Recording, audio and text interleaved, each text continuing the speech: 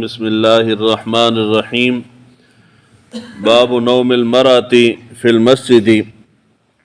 قالت عائشة فقلت لها ما شأنك لا تقعدين معي مقعدا إلا قلت هذا قالت فحدثتنی بهذا الحدیث۔ امام بخاری نے یہ باب قائم کیا ہے عورت کا مسجد کے اندر سونا۔ ام المومنین حضرت عائشہ صدیقہ رضی اللہ تعالیٰ عنہ آپ بیان کرتی ہیں کہ ایک باندی سیاہ رنگ کی مسجد کے اندر حضور صلی اللہ علیہ وآلہ وسلم نے اس کا خیمہ لگوایا تھا، وہ مسجد کے اندر رہتی تھی اور وہ فارغ وقت میں میرے پاس آ کے بیٹھتی اور باتیں کرتی تھی، اور جب بھی وہ میرے پاس آ کے بیٹھتی تو وہ ایک شعر پڑھتی تھی، وَيَوْمُ الْوِشَاحِ مِن تَعَاجِيبِ رَبَّنَا أَلَا إِنَّهُ مِن بَلَدَةِ الْكُفْرِ أَنْجَانِي، کہ ہار والا دن اللہ تعالیٰ کی طرف سے عجیب و غریب دن تھا، اور سنو اس نے مجھے کفر کے شہر سے یعنی کفر سے نجات عطا فرمائی ہے۔ تو ام المومنین حضرت عائشہ صدیقہ فرماتی ہیں کہ میں نے ایک دن پوچھ لیا کہ جب بھی تو آ کے بیٹھتی ہے تو یہی شعر پڑھتی ہے، کیا مسئلہ ہے؟ تو اس نے اپنا واقعہ سنایا، کہنے لگی کہ وہ ایک عرب کے ایک قبیلے کی باندی تھی، اس قبیلے والے نے اس باندی کو آزاد کر دیا، جب آزاد کیا تو یہ کہیں گئی نہیں، انہی کے ساتھ اس نے رہنا شروع کر دیا۔ ایک دن اس قبیلے کی کوئی بچی باہر نکلی، اس کے گلے کے اندر ہار تھا، ہار چمڑے کا بنا ہوا تھا، سرخ رنگ کا چمڑا تھا اور اس کے اندر موتی جڑے ہوئے تھے۔ اس نے اتار کے ہار کہیں رکھا اور ہار وہاں سے گم ہو گیا۔ گم کیسے ہوا کہ چیل وہاں سے اوپر سے گزری، اس نے سمجھا کہ گوشت کا ٹکڑا ہے، وہ چیل آئی، چیل نے جبٹا مارا، چیل اٹھا کے لے گئی۔ لوگوں نے الزام لگایا اس باندی کے اوپر کہ اس نے ہار چوری کیا، تو الزام لگا، لوگوں نے قبیلے والوں نے مل کے اس کی تلاشی لی مگر ہار نہیں نکلا، حتیٰ کہ جب ان کی تسلی نہیں ہوئی تو انہوں نے اس کے کپڑے اتار کے تلاشی لی، تو پورا قبیلہ جمع تھا، پورے قبیلے کے سامنے یہ ذلت آمیز اس کے ساتھ سلوک ہوا۔ جب وہ تلاشی لے رہے تھے، تلاشی لے کے فارغ ہوئے تو ہار پھر بھی نہیں ملا کیونکہ تھا نہیں اس کے پاس، تو اسی وقت وہ چیل وہاں سے اوپر سے گزری اور اس نے وہ جو ہار اٹھا کے لے گئی تھی اس نے دوبارہ نیچے پھینکا۔ جب ہار پھینکا تو یہ دیکھ رہی تھی سامنے اور لوگوں نے بھی دیکھا، اس نے کہا کہ وہ الزام جو مجھ پہ لگایا وہ دیکھو ہار وہ پڑا ہے اور وہ چیل پھینک کے جا رہی ہے۔ تو اس سلوک سے دل برداشتہ ہو کے وہ حضور صلی اللہ علیہ وآلہ وسلم کی بارگاہ میں آئی اور کلمہ پڑھ کے مسلمان ہو گئی۔ جب مسلمان ہوئی تو حضور صلی اللہ علیہ وآلہ وسلم نے مسجد کے اندر اس کے لیے خیمہ لگوایا اور وہ وہیں مسجد کے اندر رہتی تھی۔ یعنی وہ جو شعر پڑھتی تھی کہ وہ ہار والا دن بڑا عجیب و غریب تھا، اس سے مراد یہ ہار والا دن تھا کہ جس دن اس ایک ہار کی وجہ سے مجھے اتنا ذلت آمیز میرے ساتھ سلوک کیا گیا اور وہ تہمت لگائے گی میرے اوپر۔ اس لیے اسلام نے تہمت کی بڑی سخت سزا مقرر کی ہے، کسی پہ تہمت نہیں لگانی چاہیے۔ اگر کوئی مرد کسی عورت کے اوپر جھوٹی تہمت لگائے اور وہ اس تہمت کو ثابت نہ کر سکے تو اسلام کہتا ہے کہ جی 80 کوڑے مارے جائیں اس کو۔ اب وہ ہمارے ہاں بالکل ایک نارمل سی بات ہے، ہر بندہ دوسری عورت کے اوپر اس کے کردار پہ الزام لگا رہا ہے، لیکن اگر اس طرح اسلامی نظام ہو اور محلے میں 2-4 بندوں کو 80 کوڑے لگیں، اس کے بعد کوئی بندہ زبان نہیں کھولے گا کسی کے بارے میں، انجے ہی ہے نا جی، بندہ سنبھل جائے گا۔ نہیں جی، یعنی یہ کہہ دینا کہ جی فلاں عورت کا چال چلن ٹھیک نہیں ہے، یہ آپ کی زبان سے کہنے میں بالکل آسان ہے، 1 سیکنڈ لگا ہے، لیکن اس کی زندگی برباد ہو گئی ہے۔ سوچنے والا، آپ نے صرف اتنا جملہ کہا ہے، 2 بندوں نے سنا ہے، 2 بندے آگے مثالہ لگا کے پھر آگے سنائیں گے، یعنی وہ بات بڑھتی چلی جائے گی۔ ہو سکتا ہے اس بیچاری کے دماغ میں بھی کبھی اس قسم کا خیال نہ آیا ہو، لیکن اللہ اس کو بد کردار ثابت کر دیتا ہے، جی بد کردار ہے۔ تو اس لیے کسی چاہے مرد ہو یا عورت ہو اس کے اوپر الزام نہیں لگانا چاہیے کسی بھی قسم کا۔ 439 حدیث نمبر ہے، اس سے پہلے کچھ حدیث مبارکہ میں نے چھوڑی ہیں، وہ پہلے بیان ہو چکی ہیں۔ اس حدیث مبارکہ سے 2 مسائل اخذ ہوتے ہیں۔ پہلے نمبر پہ مسئلہ یہ اخذ ہوتا ہے کہ اگر کسی جگہ پہ مسلمان کو دین کے اوپر عمل کرنے میں مشکلات کا سامنا ہو تو اس کے لیے لازم ہے کہ وہ اس جگہ کو چھوڑ کے کہیں اور چلا جائے۔ اللہ تعالیٰ کی زمین بڑی وسیع ہے، وہ اس مقام کو، اس جگہ کو چھوڑ دے جس جگہ پہ لوگ اس کے اوپر الزامات لگا رہے ہیں، لوگ تہمت لگا رہے ہیں، لوگ اس کے بارے میں برا سوچتے ہیں، یا اس کا ایمان خطرے میں ہے، اس کی جان خطرے میں ہے، اس کی عزت خطرے میں ہے، تو اس کے لیے بہتر یہ ہے کہ وہ اس جگہ سے ہجرت کر کے دوسرے مقام پہ چلا جائے۔ قرآن مجید فرقان حمید کے اندر سورہ نساء آیت نمبر غالباً 97 ہے۔ اللہ تعالیٰ نے ارشاد فرمایا الم تکن ارض اللہ واسعۃ فتہاجروا فیہا، تم اللہ تعالیٰ کی زمین میں ہجرت تم نے کیوں نہ کی، حالانکہ اللہ تعالیٰ کی زمین بہت وسیع ہے۔ یہ آیت مبارکہ جو ہے یہ اس وقت نازل ہوئی،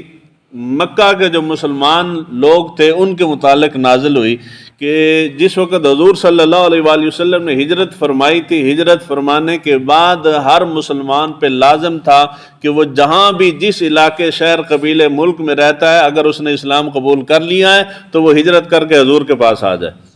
اس وقت لازم تھا، بعد میں یہ منسوخ ہو گیا۔ تو اس وقت جن لوگوں نے اسلام تو قبول کیا مگر مکہ کو نہیں چھوڑا، ان کے متعلق یہ پہلے نمبر پہ ان کے متعلق نازل ہوئی، اور اس کے بعد یہ قیامت تک کے لوگوں کے لیے نازل ہوئی۔ اب خوبصورتی دیکھیں اللہ تعالیٰ کے کلام کی۔ اللہ تعالیٰ نے مکہ کو، جہاں پہ اللہ تعالیٰ کا گھر ہے، اس کو صرف ارض کہا ہے، زمین۔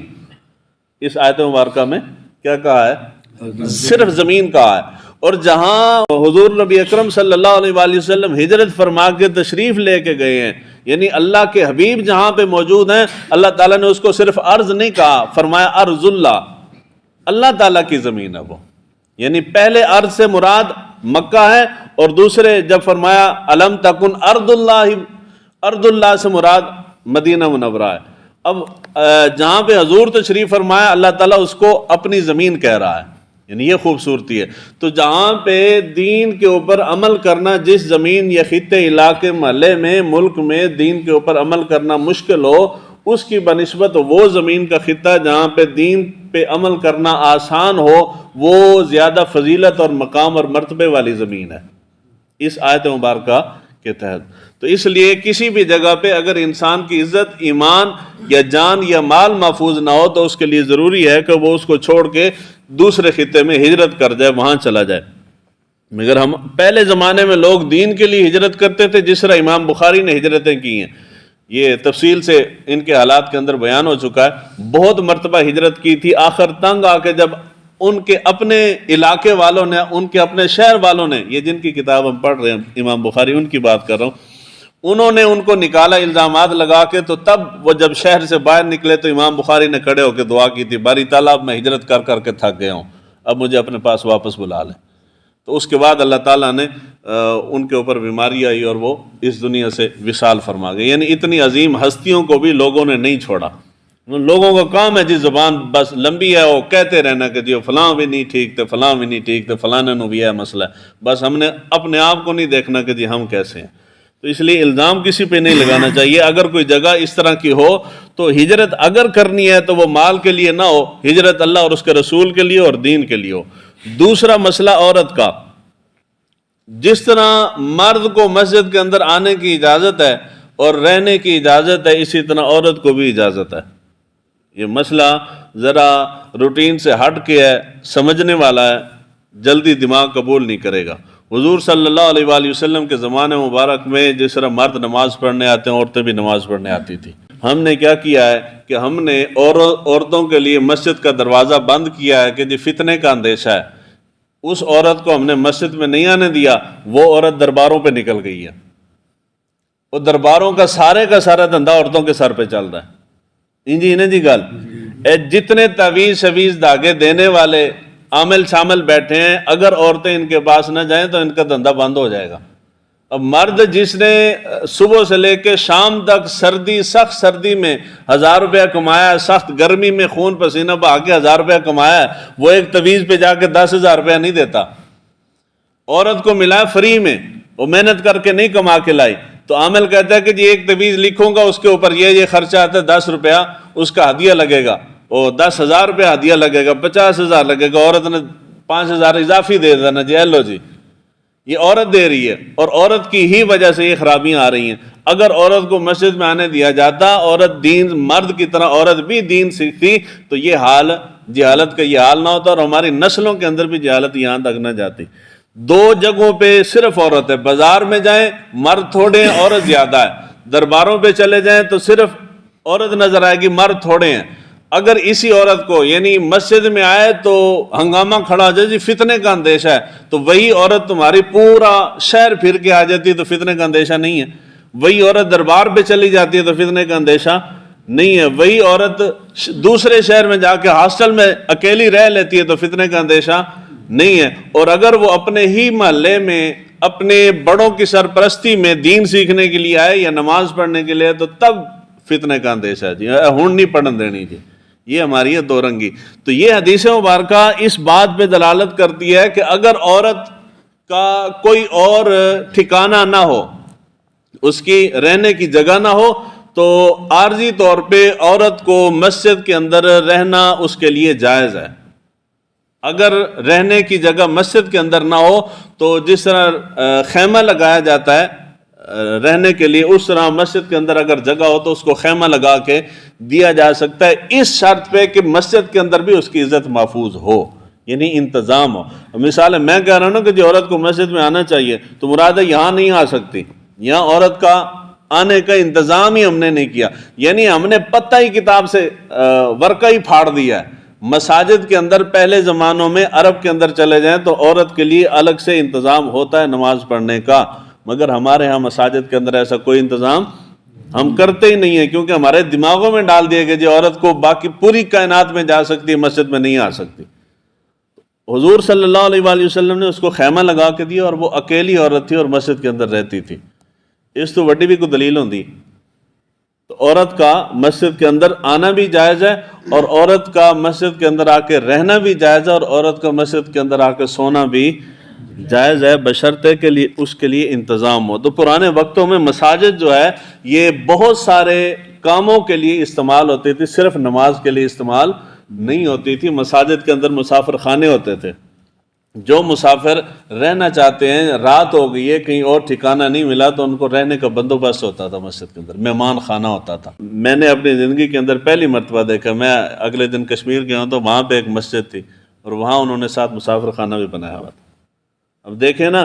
لوگ مساجد کے اندر کیوں نہیں آتے؟ پہلے وقتوں میں مسجدیں بھری ہوتی تھیں اس لیے کہ اس وقت دین بھی مسجد سے ملتا تھا اور دنیا بھی مسجد سے ملتی تھی۔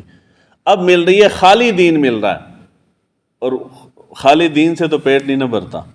اس لیے یہ دونوں چیزیں مسجد میں ہوں گی تو مسجد کے اندر رش ہوگا، لوگ مسجد کی طرف آئیں گے۔ تو کوشش کریں مساجد کو ذرا وسیع کریں، وسیع مقاصد کے لیے استعمال کریں۔